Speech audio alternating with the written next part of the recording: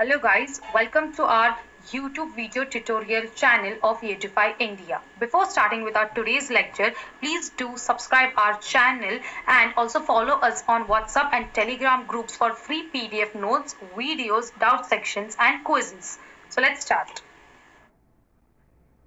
This topic of discussion is the living world, part 1 of it. How amazing is our living world? Different types of organisms make our world more beautiful. So let's talk about our living world in detail in the upcoming slides. So firstly, we'll start with what are living organisms. Okay. Living organisms are the ones which show some certain characteristic. That is, they have ability to move and reproduce.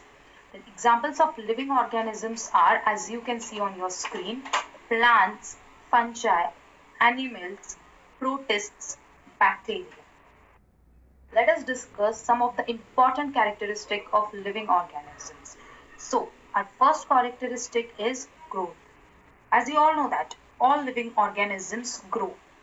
Growth means getting larger in size and increasing in number.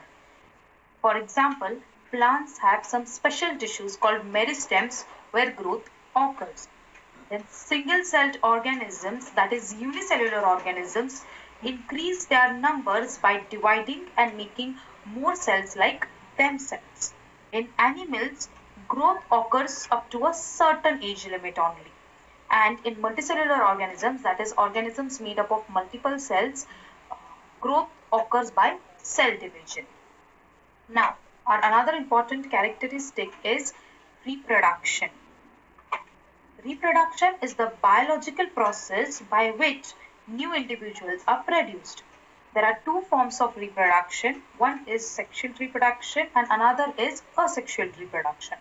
So in sexual reproduction, new organisms, that is offsprings, are produced from their parents. Example of sexual reproduction is seen in human beings and animals. Asexual reproduction means an organism can reproduce without the involvement of any other organism. For example, fungi show asexual reproductions. Fungi multiply and they spread easily because they produce millions of asexual spores. Then in yeast and hydra, reproduction is done by budding process. Now, our other important characteristic is metabolism.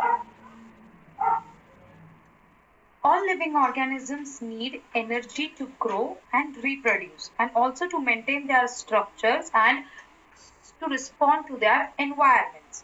So, metabolism is the set of life-sustaining, that is important chemical processes for life that enables organisms to transform the chemical energy stored in molecules into energy that can be used for cellular processes. All plants, animals, fungi and microbes shows metabolism. The total of all the chemical processes that occurs in our body is called as metabolism and chemical reactions are called as metabolic reactions. Metabolic reactions can also be done outside the body in cell-free systems, that is by performing in a test tube which is called as in vitro technique. So, metabolism is one of the defining characteristics of life forms. Now, our next and last characteristics is consciousness. Human being is the only one organism who is aware of himself. That is called as self-consciousness. So, self-consciousness or consciousness becomes our another defining characteristics of living organisms. So this was all about living organisms, their examples and important and defining characteristics of. Our next topic is diversity in the living world.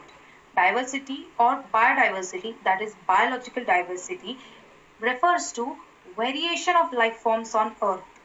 Biodiversity means the different types of living organisms or varieties of living organisms present on a particular region. The picture which you are seeing on your screen represents our biodiversity. So under this topic, we will be covering some important terms. So let's see. Nomenclature and identification. The term nomenclature means the scientific naming of organisms according to an system, and recognizing that organism is called identification. So in biology, the mostly used nomenclature system is binomial nomenclature. It was developed by Carl Linnaeus, the great Swedish naturalist. According to binomial nomenclature, the scientific name of an organism is composed of two Latin words. That is, the first word is called genus or generic name, followed by the second word called species, that is specific epithet or specific name.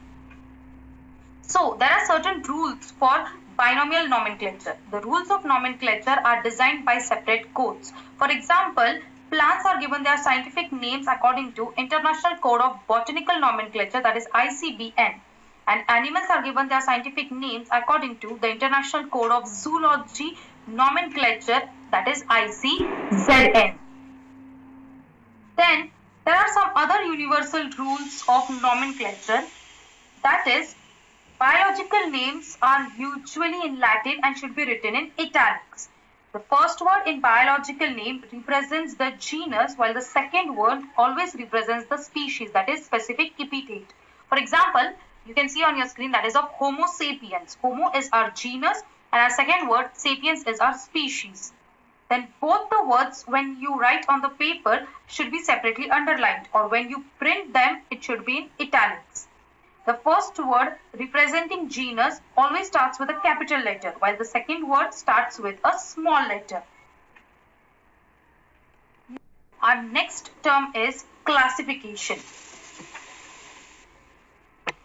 Biological classification is the process by which scientists group living organisms. Organisms are classified on the similarities, and by classification, we can easily recognize different groups of organisms such as plants or animals.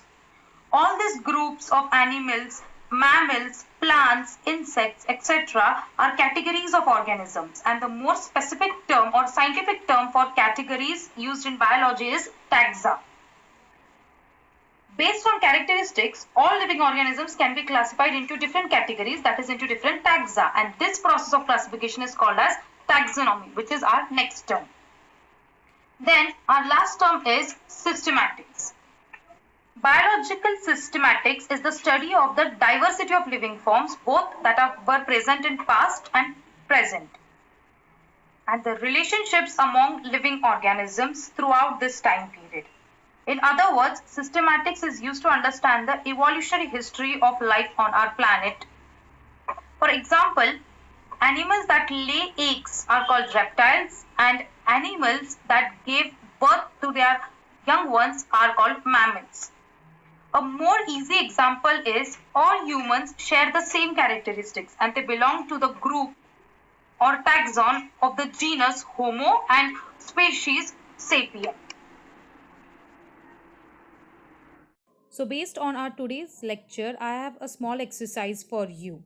The first question is, the characteristic of a living object is A. Growth, B. Reproduction, C. Metabolism, D. All. So our second example is, select organisms which reproduce by asexual means. A. Animals, B. Fungi, C. Porifera, D. Both A and B. Do comment your answers below in the chat box. So for more such videos, please follow us on our WhatsApp and Telegram groups and also subscribe to our channel. Thank you for your attention.